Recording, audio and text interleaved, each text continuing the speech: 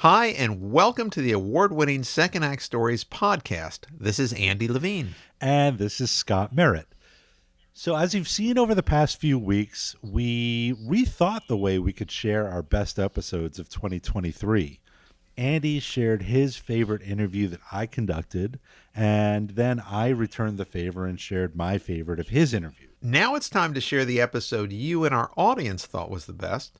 This one brings us back to March of 2023, when we originally shared our interview with Brian Q. Quinn, a New York City fireman whose career shift landed him in a starring role on one of the most popular comedies on TV, Impractical Jokers. Yeah, it was a fun interview to conduct. It's a fun listen, and it was by far our most downloaded episode of the year.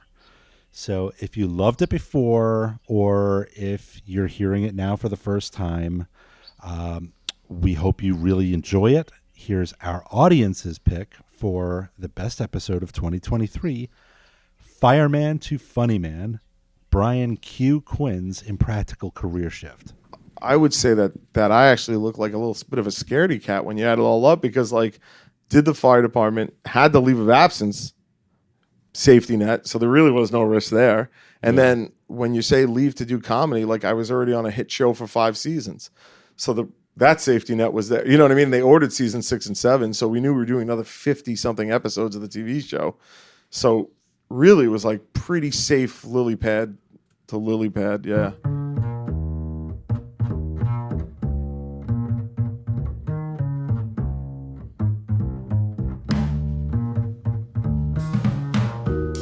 Welcome back to another episode of Second Act Stories. I'm your host today, Scott Merritt. And I'm Andy Levine, co-host of today's episode. Scott, you had a chance to sit down with a guy named Brian Quinn, who's been remarkably successful on the small screen. Tell us a little about that interview. Brian Quinn, or as he's known on Impractical Jokers, Q, has had such an interesting journey. He actually started his career as an FDNY fireman, and his plan was to work his 25 years, get his pension, retire comfortably. And then something incredible happened. He became one of the biggest comedy stars on TV today. And even still, he says he'd rather write than perform. So for our listeners who aren't fans of truTV and maybe have been living under a rock, tell us a little about the success of Impractical Jokers and just the format of the show. Sure. They're in season 10 now. It's been wildly successful. It effectively follows 4 guys who became friends in high school, and they're all hilariously funny, and they do funny things, and they challenge each other to do funny things. And it works really well. Everybody loves them, and there's a good reason for it. They're just so funny. You don't have to think. You don't have to really, sit down and study. You can tune in and just get ready for a laugh. Well, let's hear about Brian Quinn's second act story. So let's start talking about Monsignor Farrell High School. That's where you met the friends that you became successful with today. Yeah. How'd you guys come together? Well, I was so Monsignor Farrell High School is a all boys Catholic high school on Staten Island, and it's very small classes. I think our graduating class was 250 people. So you kind of get to know everybody, you know what I mean, over the 4 years. But with Sal and Murray in particular, they started doing some of the acting clubs type stuff, like the plays or comedy shows and whatnot. And I met those guys through there, and then eventually Joe through there as well. What was your interest? Were you acting? Were you in a comedy club? My interest was girls, and we were an all-boys Catholic high school, and if you did the plays, then you were guaranteed time with the girls from the sister school came over to play the female roles. Were you guys funny in high school? Were you known as class clowns or anything like that? No, Joe definitely. Joe was always up to something. I don't think I was known. I had a small group of friends, just hung out with them, and wasn't really class clownish or anything like that. How did you wind your way to improv comedy? Well, that was the same thing. Well, see, that's the thing. It's like the improv club was also with the sister school. So that's how I found my way there too. And then the guys kept up improv after we graduated. I didn't really. I always like to write more than I did like perform. Right. And so improv is the exact opposite of that. You don't write anything, you just perform. So those guys, when they did the Tenderloins improv shows and stuff, I was really in the audience more. How'd you become part of the group?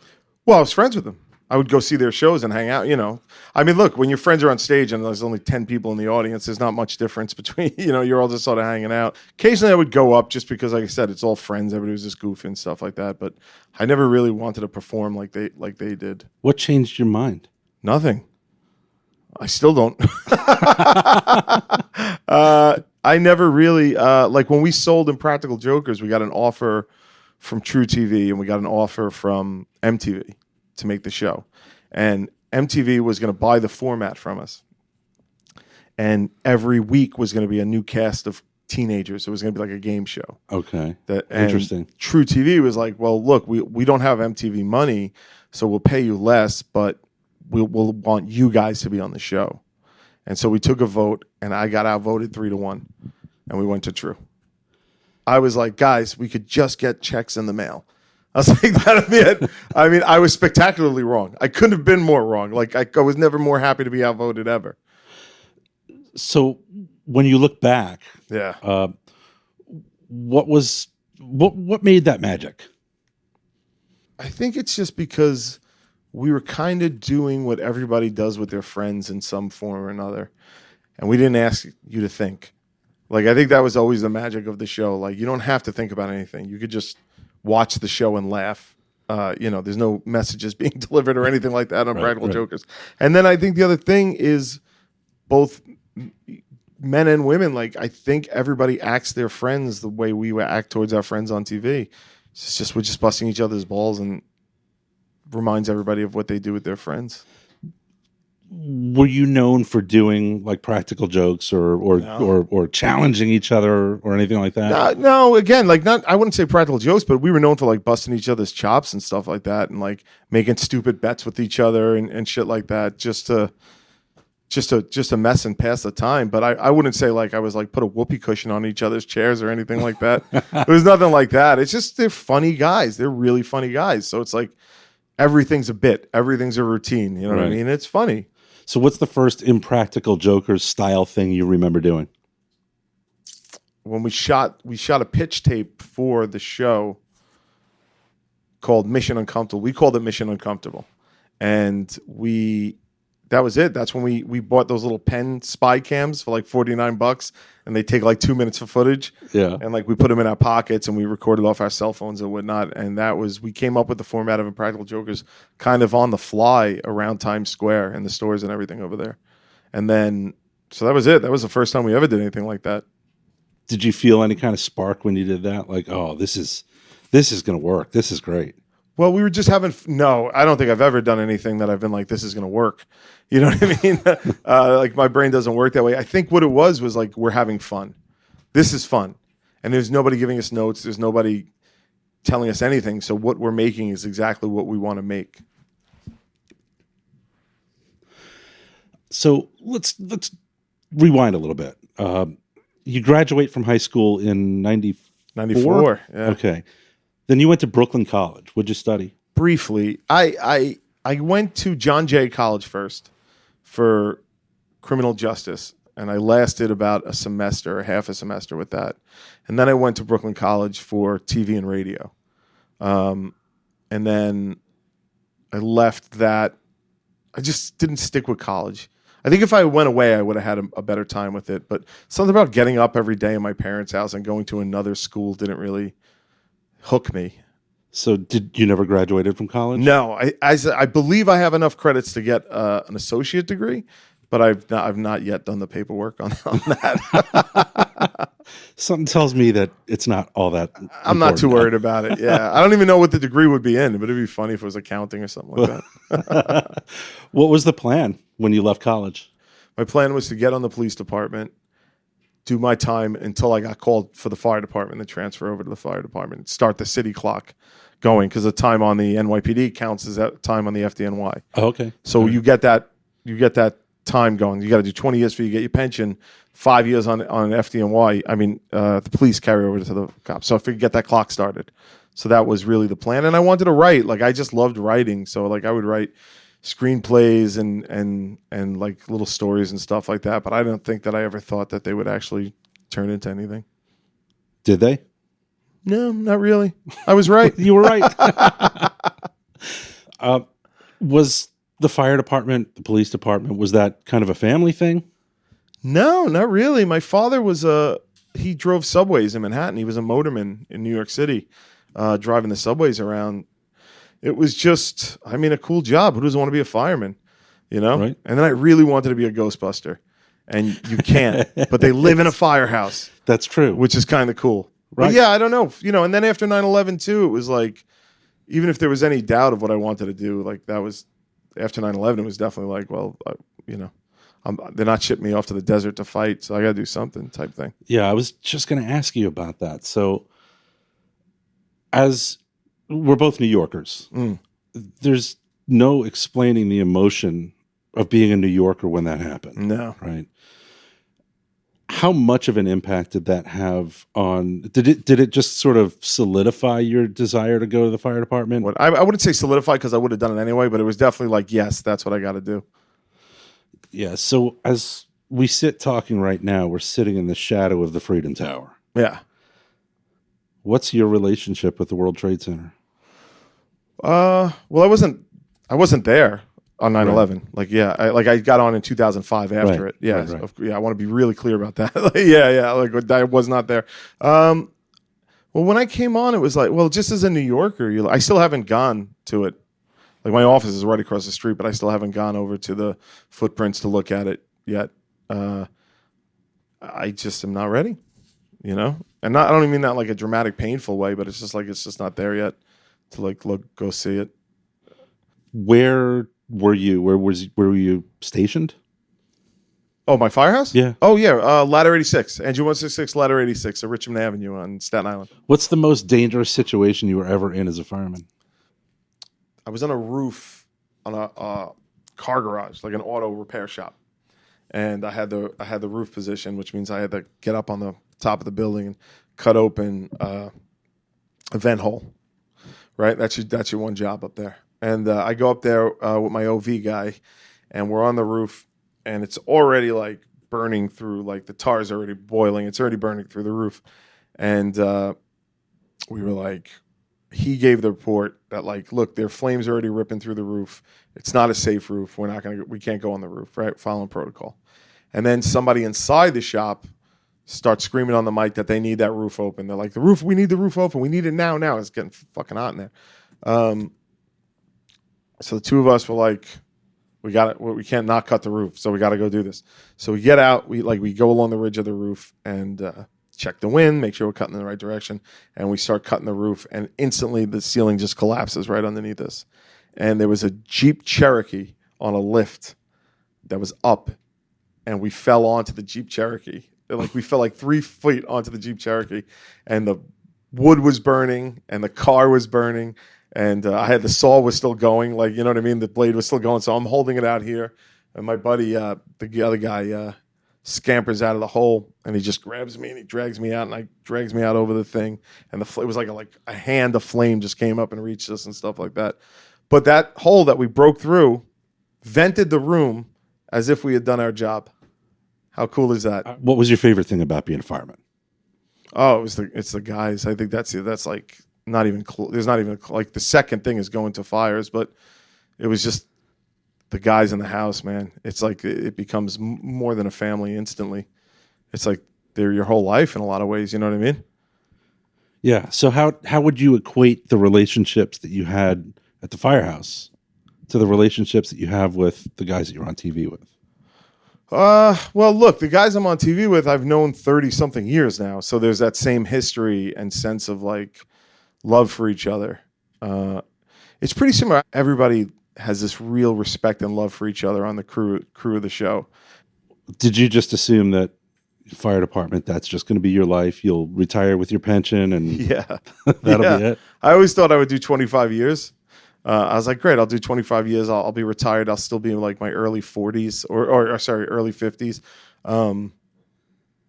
Yeah, I just thought what I would do. I thought it was going to be like a 20-year frat house with my boys, and then I'll retire, and then like I'll be the old guy coming in the firehouse, like telling stories that nobody gives a shit about, or stealing the coffee. You know what I mean? Those guys that come in, I love those guys.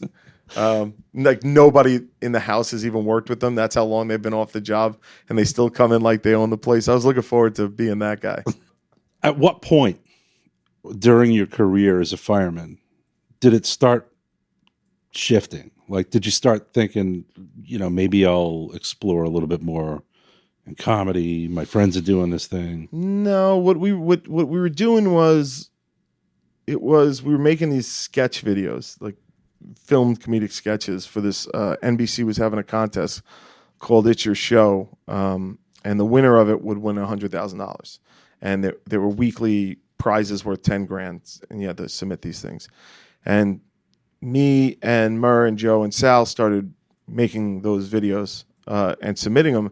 And that I was still pretty new in the firehouse when this was going on. Like, so I started winning over some of the older guys by asking them to be in the sketches. And they're all hams. The best hams and the best comedians in the world are in a firehouse, without a doubt. So that was like really the tipping point in my relationship with the firehouse, was when I had those guys be in some of the sketches. Did you ever get any flack from the guys in the firehouse about, hey, funny boy, anything like that? Yes, but only in a like a loving way. Like, they would call me Hollywood, and they said it in the tone that you just said it, but they're saying it like, we love this guy. You know what I mean? They've always been so supportive and very proud. I've been lucky. When the Impractical Jokers do live shows in New York, like they've sold out Madison Square Garden and Radio City Music Hall, they get an incredible amount of support from their hometown crowd. There's an inherent sense of ownership New Yorkers feel for the guys. But then they also sell out shows all over the country, so apparently everybody feels that connection. I asked Q why that is. Yeah, we talk, like Jim Gaffigan said it. Jim Gaffigan, the comedian, he said something about us that was ultimately very nice, but it wasn't, he goes, why people like that show, Impractical Jokers, is, he goes, because they don't look like they should be on TV. He goes, they look like us. And I always thought that was a backhanded compliment, but a very nice, I was like, oh yeah, because people can lay claim to you because you just remind them of your buddies or your cousin or something like that. Nobody has a cousin like George Clooney. You know what I mean? Everybody's got cousins like, us. That's true. Yeah. That's a really good point. Yeah. So you didn't actually become a member of the Tenderloins until 2006. Yeah. Right. And you were already established in your firefighting career. Yeah. Did you think it was just for fun? Was there some sort of a bigger plan? There's no way to plan for where we ended up. I think the idea for us for me was, let's pitch show ideas and sell some shows, and that'd be a good side job. Not we'll be on a show. So it was only a side hustle. I love it. Yeah, I just thought I'd be with the fire department. How hard is it? Plus, we didn't get on television. We were 36 when Impractical Jokers started. So it's like that. We weren't like naive young guys. We're like, we're going to take on the world. We'd already been kicked around a little bit by life. So I don't think that we were like, this is going to work out to the best of everybody's wildest dreams or anything like that. When was the first time that you thought that this comedy thing might actually be a viable career path? First season and a half of Jokers, I was still working in the firehouse. And that was a really hard schedule, because then I would shoot during the day. And then at night, I would go to the firehouse working overnight and go right back to set the next morning, and then go back to the firehouse after shooting on set. This went on for 2 seasons of the show. Then, when it was picked up for a 3rd season, Brian applied for a leave of absence from the fire department, and his application was rejected. It turned out the fire department was trying to protect its image, and it wasn't allowing anyone to leave to do TV. I thought that I wasn't going to be on the show. No problem. And then Casey and Colin Jost's mother, Dr. Kelly, who is the first female chief in the history of the New York City Fire Department. She's the head of the medical division. Legend. Casey tells his mother what was going on, unbeknownst to me. And then 3 days later, I get a phone call. I'm at the firehouse. Hi, this is Chief Gala. your leave has been approved. And I was like, what? I was like, what happened? And he goes, in 20 something years of knowing and being friends with Dr. Kelly, she's never once asked me for a favor. He goes, so if you're good for her, you're good for me. And I was like, wow. So do you feel like you owe her? Oh yeah.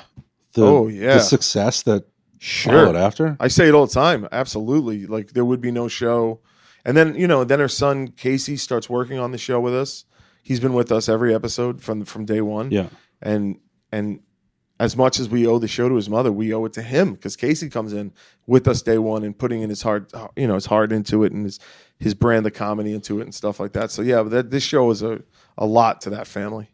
Talk to me about the flashpoint when you finally made the decision to leave the fire department. How hard was that?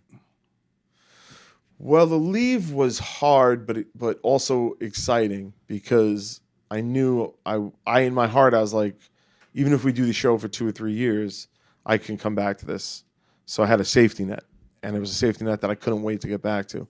The real trouble came when season 5 came out. Our contract ended at 5, so we didn't know if we had season 6. Right. And I went to truTV and said, look, like, I have to go back to my leave of absence is up. All 4 years on this date. You have to let me know if we have another season before that date. And they said, yep, no problem. They came back and they said, we're going to sign you for 6 and 7. And then I went back and said, okay, well, that means I have to leave the fire department.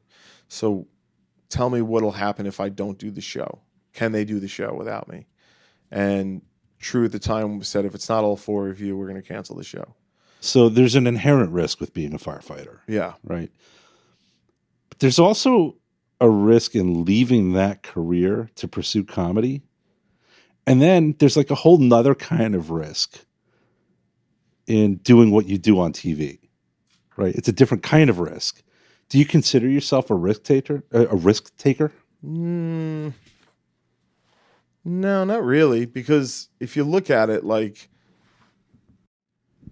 I would say that I actually look like a little bit of a scaredy cat when you add it all up because, like, did the fire department, had the leave of absence safety net, so there really was no risk there.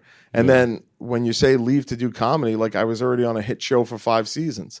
So that safety net was there. You know what I mean? They ordered season 6 and 7, so we knew we were doing another 50-something episodes of the TV show. So really it was like pretty safe lily pad to lily pad, yeah. Your leave of absence was up. You had to make a decision. Had to make a decision, and then even that occurred in a weird way because I had made the decision that I was going to leave it, and I was like, that day we were shooting on Staten Island, at the College of Staten Island, and we had to shoot a punishment. I had no idea what it was. That's how it goes on punishment days most of the times. But I said, after we're done shooting, I'm going to go to the firehouse, and I'm going to tell the guys that I'm leaving. And start planning the party and start doing all that stuff. And that was really emotional for me. It was hard. And then we get there, and it turns out to be the punishment was a play about my life and how I used to be a fireman, but now I'm kind of useless. And they wrote this whole play about how I used to be like helpful to society, and now like I'll turn away saving children to sign an autograph and shit like that. So they were really ripping on me. So on the day that I was going to essentially retire, that's what the play is about, which is funny. But then the real kicker was the curtain opens and the audiences made 100% of my firehouse. I turn away and it looks like I'm laughing, but I started crying because I was just hit me. And then after we wrapped, they were all hanging out there. One of the guys just started playing Tiny Dancer by Elton John, and all the firehouse guys in the audience started singing it. And then the crew started singing it. And I was like, this is fucking beautiful, man. What a way. And then I told the guys that I was retiring. So you left the fire department. Now you're doing the show. It's well established. You've had to do some seriously uncomfortable things on camera. Yeah. What's the most uncomfortable that you've had to do? We shot an episode in Universal Studios in California, and I got punished and it was. Do you ever go to that tram ride they do there? Yeah. Okay, it's a tram ride. It's like 5 trams hooked up to each other, and there's a tour guide in the front seat, and they do a backlot tour, and they drive all the Back to the Future set, the Old West sets. You know, they drive into like the Fast and the Furious. They show all this backlot stuff, and on that ride, if you drop something, there's like a pull cord, like they used to have on trains and buses that you pull, you're getting off on the stop, and they have to stop the tram for you to get your stuff, but you're not allowed to get off the tram to do it. So now everybody has to wait till security comes, pick up the sunglasses and hand it to you, and then the ride could go. And this is me shooting myself in the foot because that happened to me when I was at Universal one time. This woman dropped her sunglasses, and I said in the writer's room, I was like, man, it would be nuts if we can mess with that ride and just have, you know, whoever I thought would do it, Murray, like have him stop it and keep dropping stuff off the ride. And, we can't do it. And it turns out they can do it. They took the idea and they used it against me. And so what should have been a 45-minute ride was like 2 hours and 15 minutes. And the reasons that I had to give for stopping it were the guys were giving it me. So on the third time when I'm ruining everybody's ride, I'd be like, could you back the tram up? I want to get a picture of the McFly house or whatever. And people hated me. The hatred I felt from every angle, like little kids were looking at me and like muttering under their breath. One father stood up and was like, when we get off this ride, he goes, I'm going to fucking find you. He goes, and people just openly hated me. And I'd have to pull it again and give another bullshit reason. And like, it was the most uncomfortable. I've never been the focus of just hate. Hatred. Like a throng of people too, not just a couple of people. Everybody hated me, and it went on for over 2 hours. So that was rough. That's pretty awful. That's the worst one. Do you get recognized a lot? You fairly anonymous walking around? Yeah. In New York, yeah. I can go to California and nobody will know who I am. That's great. Talk to me about the courage it takes to do some of the uncomfortable things that you have to do on Impractical Jokers versus the courage it takes to run into a burning building. Oh, I mean, I don't even think they're comparable. I mean, Impractical Jokers is just like fun, you know? And I don't know. I don't even think they're in the same ballpark. I don't know many firemen that think of themselves as courageous. You know what I mean? I don't know if they would define it that way. Interesting. Yeah. I think, you know, a civilian would look and go, yeah, these guys are courageous. They run into burning buildings all the time. And I'm not crazy. I get that. I understand that. And they should feel that way. I agree. But I think most firemen would just be like, and maybe that's why they're good firemen, but they're kind of like, yeah, of course I would. You know what I mean? Like that's the job. That's right. That's what it is. I never really caught too many guys patting themselves on their back or anything like that. You know? What would you say to somebody who wants to pursue a lower probability career like you did, but they have a stable job, they got plenty of job security, benefits, and they're afraid to leave? Like I said, I approach it the kind of cowardly way, but like, I think there's always ways to keep going. I think a person will know when it's time to make a decision or a change. But until that moment comes where you know for a fact that it's the time to leave, just keep doing it because you like doing it. That's all. Don't do anything you don't like to do. Why the fuck would you do anything you don't like to do?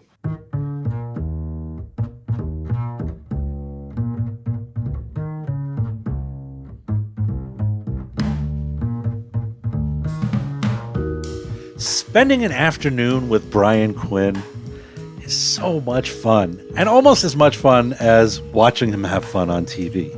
What did you think, Andy? Great episode, Scott. Really enjoyed it. I did want to ask you here, you know, Brian Quinn obviously has made a really interesting leap from his role in the Firehouse to his role on TV, but it felt like an interview a little less about trauma, challenges, and barriers, which we often profile. This felt a little bit more like simple luck. You're not wrong. There definitely was a lot of luck involved, but I wouldn't say that he didn't have challenges along the way, right? I mean, there was the leaves of absence and working long hours at the firehouse while he was also shooting the show. But then he had to face down these really difficult decisions about his future, right? Do I go back to the firehouse? Do I go do the show with my friends? Are they going to renew us? Where is the success going to happen? And I do think he had to take a couple of leaps of faith along the way, but I'm pretty sure he's pretty pleased with the way it all worked out. Obviously, he's enjoying the fame and the success of Impractical Jokers, but you also get the sense in this interview that he really misses the camaraderie of the firehouse. Totally true. He was abundantly clear that those relationships at the firehouse were what it was all about, and then it was about putting out fires. But I think that he's found a good proxy for that kind of relationship with the crew and the friends that he's been working with over the past 10 years on Impractical Jokers.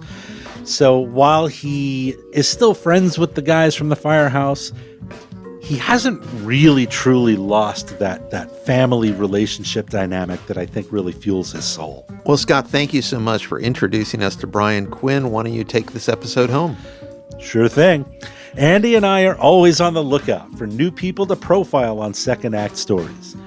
If you'd like to suggest a candidate, we want to hear about it.